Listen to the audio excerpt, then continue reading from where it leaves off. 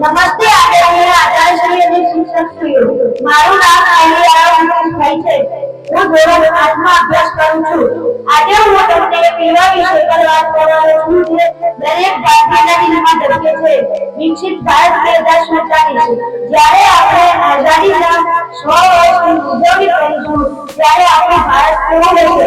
આ પ્રશ્નનો ઉત્તર છે વિકસિત ભારત.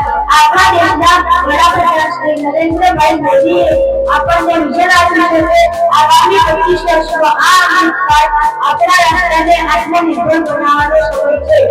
વિકસિત ભારત એટલે શું? વિકસિત ભારત એટલે માત્ર ઊંચી ઇમારતો અને ટેકનોલોજી નથી.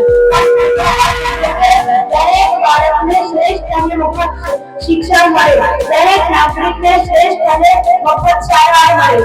જ્યારે આપણી જરૂરિયાતો માટે આપણે બીજા દેશો પર નિર્ભર ના રહેવું પડે. મેક ઇન ઇન્ડિયા અને વોકલ ફોર લોકલ તેના પાયા છે.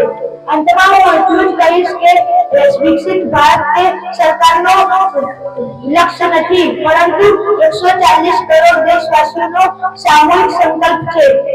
તો આપણે આજે રાષ્ટ્રપ્રથમના મંત્ર સાથે આગળ વધીશું તો ચોક્કસપણે 2047 નો આપણું ભારત દુનિયાનું નેતૃત્વ કરતું હશે.